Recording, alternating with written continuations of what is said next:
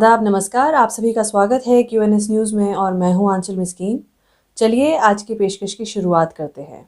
आज की पेशकश में बदलते वक्त के साथ हालातों का बदलना कैसा होता है, उसी के एक हिस्से की स्थिति के बारे में आज हम आपको बताएंगे। आज के बारे में बात करेंगे, उससे पहले हम बीते वक्त के बारे में जानेंगे, उनको याद करेंगे। अगर आपको याद हो तो बीते वक्त में बच्चों का source of entertainment maximum outdoor activities होती थी, फिर वो चाहे खेलकूद हो या कुछ भी। वैसे भी जब बच्चों से जुड़े आउटडोर एक्टिविटीज़ के बारे में हम सोचते हैं तो उसमें मैक्सिमम बड़े बड़े मैदानों में जाके खेलना आता है। और आपको यहाँ बताएं तो पढ़ाई लिखाई के साथ बच्चों की उस खेल कूद की वजह से बच्चे ज़्यादा फिजिकली फिट होते थे, एक्टिव रहते थे। बेहतर फिजिकल ग्रोथ के साथ साथ बेहतर साइकोलॉजिकल ग्रोथ भी होती थी। और देखा जाए तो बीते समय की खेलने कूदने वाली पीढ़ी बेटर अडल्ट्स में ग्रो हुए। वहीं आज की सिचुएशन को उस बीते समय से अगर कंपेयर करें तो आप एक शार्प कॉन्ट्रास्ट देख सकते हैं। इस डिफरेंस की वजह के बारे में जब सोचते हैं तो ज़्यादातर यही बात कही जाती है कि आज के बच्चे तो मोबाइल में घुसे रहते हैं। अब बच्चे मोबाइल में घुसे रहते हैं ये कहना बहुत आसान है, पर क्या आपने कभी इसके पीछे के कारण के बारे में सोचा? बहुत से कारण हैं, पर आज हम इससे जुड़े एक स्पेसिफिक रीज़न को डिस्कस करने आए हैं। सबसे पहले, आज के समय में बच्चों ने खेल कूद को इसीलिए छोड़ा क्योंकि आज घरों में खेलने के लिए जगह ही नहीं है। वो भी खासकर हम फ्लैट सिस्टम वाले घरों की बात अगर करें तो फिर उसके बाद जो अपनी ज़मीन पर घर बनाए गए हैं वहाँ अगर बच्चा क्रिकेट खेलना चाहेगा तो कैसे खेलेगा? वहाँ तोड़फोड़ के डर से बच्चे को खेलने से मना किया जाएगा। तो ऐसे में बेस्ट ऑप्शन क्या है? घरों के पास का ग्राउंड जहाँ बच्चे हर तरीके का खेल बिना रुकावट के खेल सकते हैं। पर अनफॉर्चुनेटली लालच की आड़ में ज़मीनों को एनक्रोच करने की वजह से बच्चों से ये मैदान भी छीना जा रहा है। इससे पहले हम आपको इस सिचुएशन को समझाएं। चलिए जहाँ की ये परेशानी है वहाँ के लोगों की बात सुनते हैं। हम बात कर रहे हैं गुप्त गंगा इश्पर शालीमार श्रीनगर में बसने वाले लोगों की, जो वहाँ के रहने वाले लोगों के लिए बने प्ले ग्राउंड पर हुए एनक्रोचमेंट के खिलाफ प्रोटेस्ट करते हुए सामने आए। हमारा नाम है खुर्शीद अहमद खान, आरो इशबर निशात। ये बच्चों का ग्राउंड था। आज से 100 साल पहले था ये ग्राउंड। ये बच्चे हमारा यूथ ख़राब हो रही है, इसलिए यहाँ हर कोई आ रहा है बांधने के लिए, बिना परमिशन, बिना कोई दबाव। रात के 10 बजे, रात के 11 बजे आते हैं, दिन को 2 बजे आते हैं। लैंड माफिया, उसका नाम है रियाज अहमद बख्शी, जो सबसे बड़ी लैंड माफिया है, जिसको परसों भी हो गया था किलिंग सनवार में, जिसको और भी वहाँ से ज़मीन निकाला है कैस्टोरियन लैंड का। वो ऐसे ही लैंड माफिया है जैसे लोगों को पता ही नहीं है।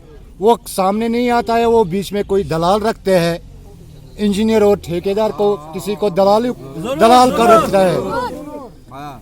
आगे सामने नहीं आता, वो पब्लिक के सामने, अगर उसके पास पेपर्स है वो हमारे पब्लिक के सामने आए, पेपर दिखाइए।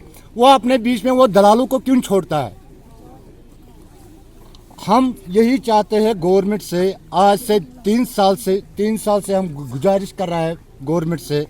हमारी ये प्लेग्राउंड था 100 सालों से, यह हमको वापस मिलना चाहिए। हम तो बहुत सारे अफसरान के पास भी गए हैं। ड्यूकाम साहब ने हमको एक लेटर दिया है, जो भी इस प्लेग्राउंड में कोई आएंगे उसके खिलाफ FIR कीजिए।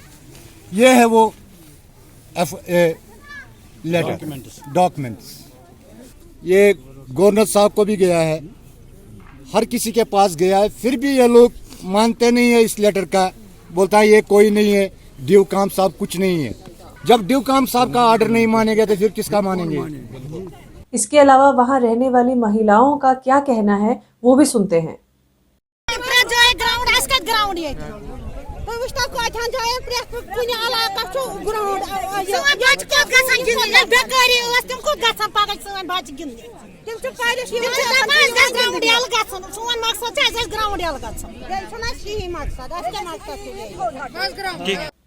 जैसे आपने इनकी बातें सुनी, इसमें यहाँ के रहने वाले साफ तौर पे बता रहे हैं कि कैसे इनके लिए अलॉटेड प्लेग्राउंड को इलीगली एनक्रोच किया गया।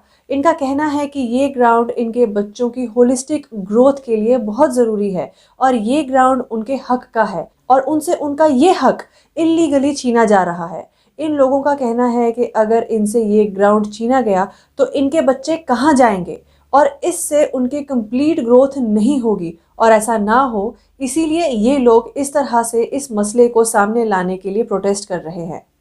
दोस्तों, अगर इस मसले को फर्दर एनालाइज करते हुए अगर हम देखें तो हम ही कहते हैं कि हमारे बच्चे हर टाइम फ़ोन में लगे रहते हैं, खेलना कूदना छोड़ चुके हैं। पर अगर बच्चों की बात करें तो बच्चे हालातों के हिसाब से ही अपनी प्रेफरेंसेस चुन रहे हैं। जब खेलने की जगह होने के बावजूद उस जगह को इलीगली हथियाया जाए तो ऐसे में बच्चे घरों में रहकर अपने आप को एंटरटेन करने का तरीका इसी तरह ढूंढेंगे। और आप सोच ही सकते हैं कि मोबाइल पर लगे रहने वाली पीढ़ी का क्या और कैसा ग्रोथ होगा और उन बच्चों का कल कैसा होगा और उससे हमारे देश का कल कैसा होगा। छोटे छोटे बच्चे डायबिटीज, कम आईसाइट और भी ना जाने कैसी कैसी बीमारियों के दलदल में फंसते जा रहे हैं।